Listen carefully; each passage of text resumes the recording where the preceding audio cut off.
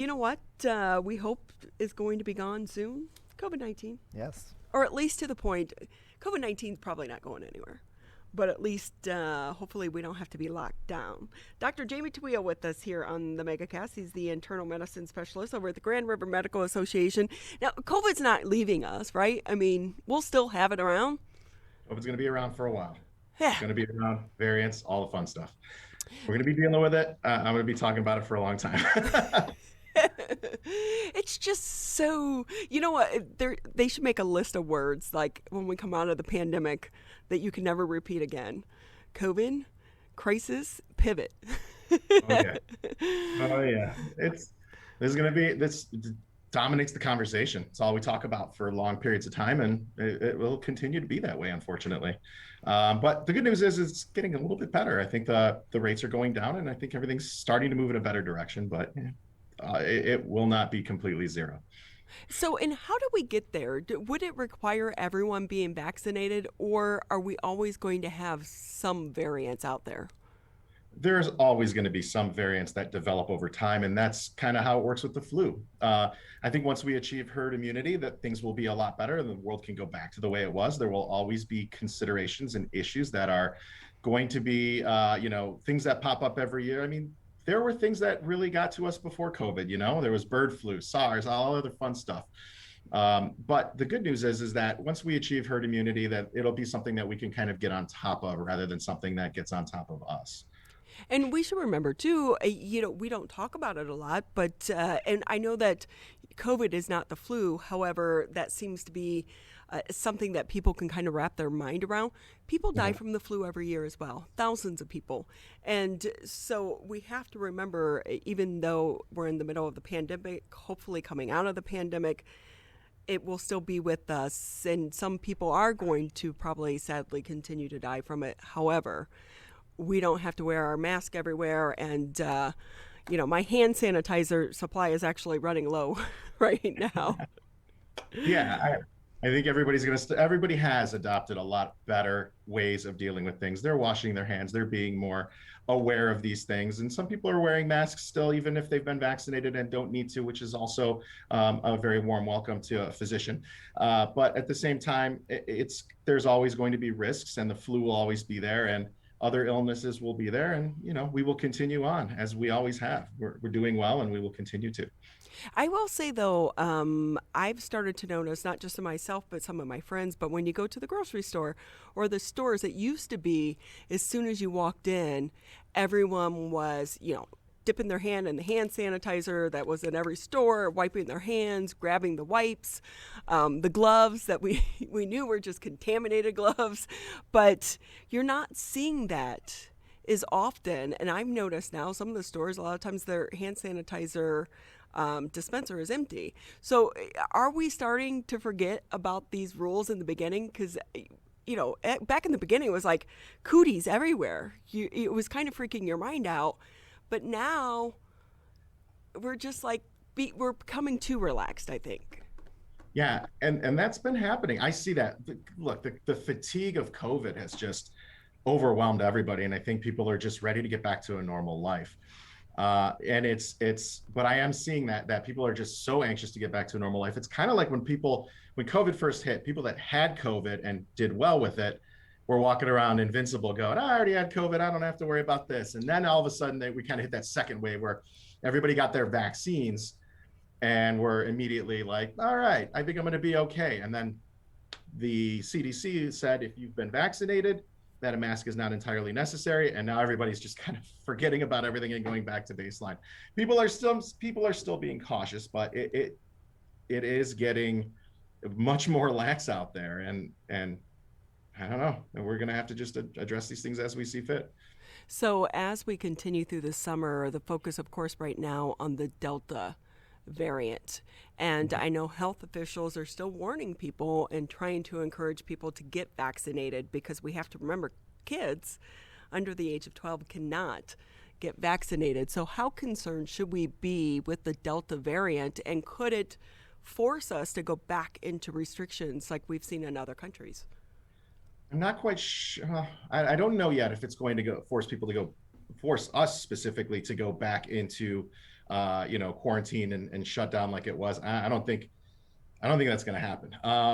The Delta variant is a not so gentle reminder that COVID is not going away. What happens is the Delta variant, you have to look at in terms of variants or new products, new variants of COVID. Are they going to be more transmissible, and are they going to be more dangerous? So is it easier to catch? And if you catch it, is it going to be more dangerous than what you were getting previously with previous variants of COVID? Delta variant is shown to be a lot more transmissible, which is a little bit more concerning, so much more easily spread. And it does have an increase in hospitalization rates. I'm not quite sure on the death rates, but it does have an increase in hospitalizations. I am seeing some patients that are going to the hospital. I don't know specifically if those are the Delta variants or not, so it's hard to tell. The vaccine, Because however, can I ask you too, how do they know if you have the Delta variant? Because it doesn't show up in a regular test, right? no. So it's very specific lab testing, and I think they may have a rapid test that will test specifically for the Delta variant, but I'm not quite sure if that's out yet. But the other thing is we do know the vaccine does work against the Delta variant. It is a little bit less effective, but it is still effective. So getting the vaccine will help. And if you get enough people that are resistant to the Delta variant due to the vaccine, that will really lower that risk of transmission. It'll make that transmissibility a lot less. People will be safer. It's also worth noting that there's a little bit more resistant to monoclonal antibody treatment. So if you do get hit with the Delta variant, you may not be, not only that, treatment may not be as effective. So with that, does it matter which vaccine you had when it comes to protecting against some of the variants? I haven't looked at specific head-to-head studies against the specific variants, but I do believe that in the readings that I did with regards to the Delta variant, the vaccine wasn't effective, and I believe it was all three. Again, a little bit less effective, not by a significant amount, but a little bit less effective, but still does help and is still protective. So I am going to encourage anyone to get whatever vaccine they're able to get their hands on. And right now it's easy, and not only easy, but all you have to do is go online and pick and choose, because you can get a donut, you can get a beer, now you can get a $50 gift card and register to win $1 million, maybe 2 million. I know, right? You get a toaster. Right? Maybe you should wait a little bit longer. Tigers tickets? Well, They didn't have many takers on that one. So, what do you think about these incentives? Anything that's going to encourage healthy behavior. I mean, when we were kids and we went to the pediatrician, we were getting a lollipop after our shots, and that got us through it. So if we have to give them a lollipop in the shape of a beer or a donut, help yourself. I just want healthy behavior, even if we're using unhealthy bait. I just want people to. I want the world to open back up again, and this is the quickest, clearest path to that, and the least amount of casualties. So, as a doctor, are you concerned though, because now we have pretty much very few restrictions as a community over the whole, which makes it less likely for the people who have not been vaccinated by now. I don't think some of these incentives are really going to put them over the edge. So is it concerning for you as a doctor that we still have so many people who've chosen not to get the vaccine, especially when we're looking at some of our, communities such as like a Pontiac or a Flint? And, Flint, you kind of understand, because why should you trust the government? Look what they did to your water. So it's hard for people to trust the government. Well, I'm not necessarily asking them to trust the government. I'm asking them to trust the medical profession, the medical professionals who have done the research and have done the work and have dedicated their lives to really determining whether or not this has been a safe or effective treatment and what they can do. And the government is not really the ones, they're obviously pushing it for the better of the economy and the people and all of that, and I understand that, but they're really more or less the Uber driver delivering the food, or the Grubhub driver delivering the food to your house. Like, I just want people to get the vaccine as a medical professional, looking at the studies that I have looked at. So, I do understand that. Now, am I concerned because people view that as something and are not getting vaccinated? To answer your question, yeah, I am. I'm relieved that enough people that have received the vaccine have done so to a degree where I think we are still able to open up with a lot less problems, deaths, etc. However, I mean, it would be ideal if everyone could get it. but I also respect everyone's opinion to make a decision as a human being. I'm not going to force anyone to do something they don't want to do. I wouldn't want anyone to force me to do something I don't want to do. My only job is to educate, and if you take my educating, what I say as something to consider, and you follow my advice, that's great. If you don't, I understand. I don't take it personal, and I don't think medical professionals or anyone for that matter should either. Everyone's, you know, everyone's allowed to make their own decisions.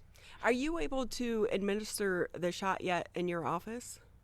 So to the best of my knowledge, no. And that's because I believe because it's still under emergency FDA approval, it has to be through a government driven type of thing. And I, as a private practice, can't do that. So in other words, if I was with a hospital that had signed a contract with, for distribution, then yes. Or if I was with a pharmacy that signed it, but I'm an independent, I'm sure I could apply for it, but I just have not gotten to that. There's too much going on. Yeah, I think that might be one of those hurdles for so many patients because they like their doctors, they trust their doctors. And if I had, Dr. Taweel giving it to me and I've been seeing you for 10 plus years, I would maybe feel more comfortable. So hopefully that's going to be the last hurdle to get more people vaccinated. Dr. Jamie Taweel with us here on the MegaCast, internal medicine specialist for Grand River Medical Associates. And doctor, if I can ask you, of course, we had the tragedy over the weekend involving the hockey player at the incident in Novi with the fireworks. And we talk about this every single year. And every single year we have these tragedies. And we know, I will tell you, last night it was like fireworks central in our neighborhood.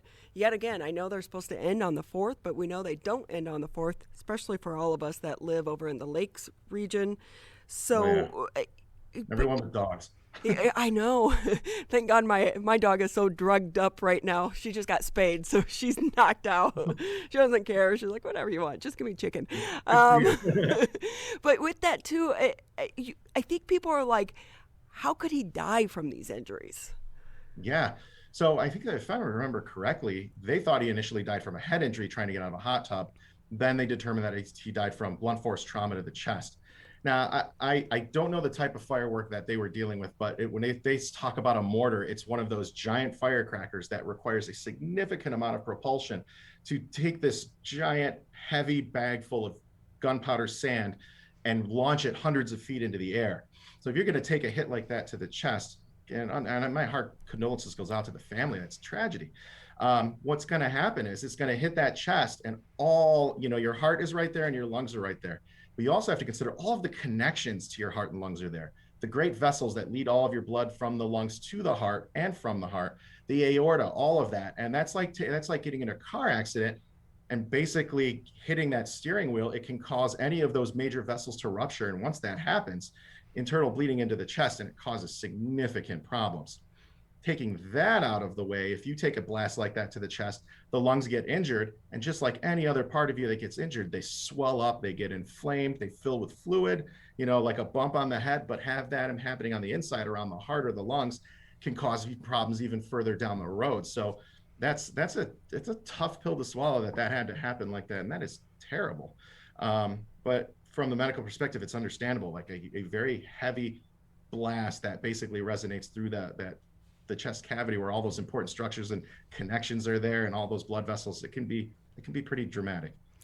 From a medical side of things, what are your thoughts and feelings on them selling these powerful fireworks? Because I believe Michigan a few years ago lifted some of the restrictions, and the more powerful ones that used to be sold over the border were now allowed to be sold here in the state of Michigan. I think there's a fee that helps support some of the fire departments.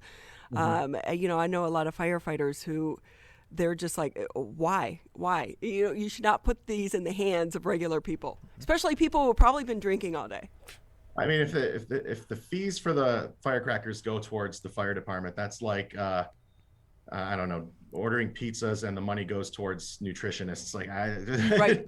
It's creating a problem that's requiring the need of the other person. But, I think anything under supervision is going to be necessary. Hopefully these lessons that we keep seeing are, hopefully that death does not go in vain. I'm sure there's a lot of awareness to that. Here we are talking about it. So the problem is with the 4th of July, it only comes around once a year, and the collective attention span of people tends to forget these things the following year, and everyone makes the same mistakes over and over, and we're not learning these lessons from our past.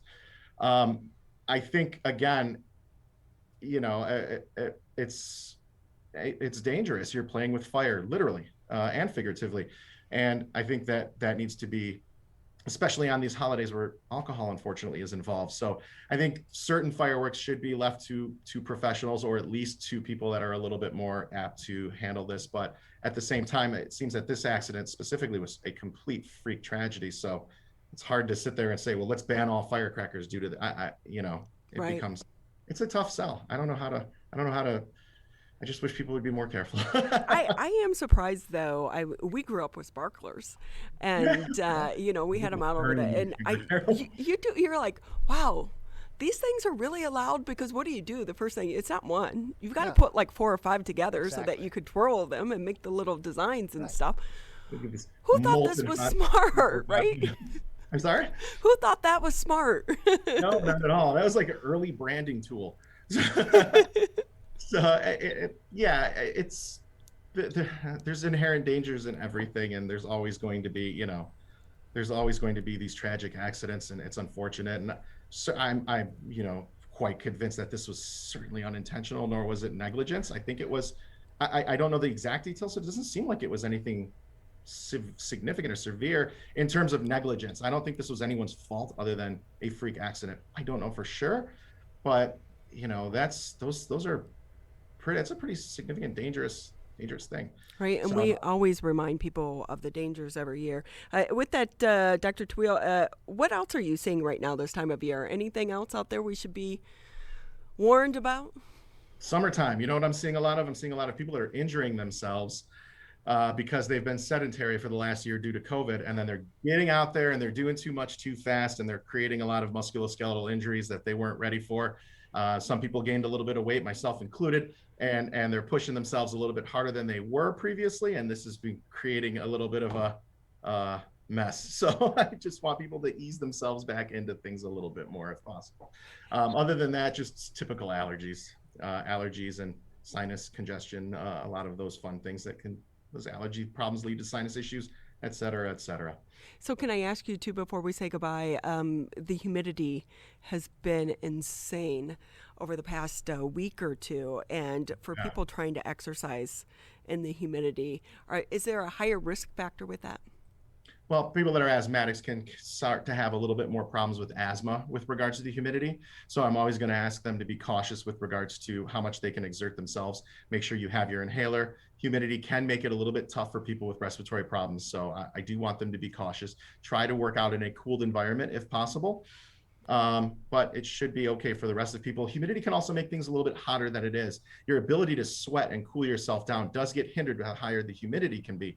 So you know, be cautious, or at least make sure there's a breeze going so that all that perspiration is actually doing something. That the evaporative effect that is cooling you is actually happening. So, Dr. Jamie Taweel with us on the MegaCast, internal medicine specialist at Grand River Medical Associates. It's great, as always, having you with us, Doctor. We appreciate your thank you so time. much. Let me just real quick tag onto that humidity comment. Please stay hydrated. Make sure you're drinking as much as possible. You lose a lot more water than you do otherwise. So make sure you're drinking a significant amount of water if you're going to be working out. Thank you so much for having me.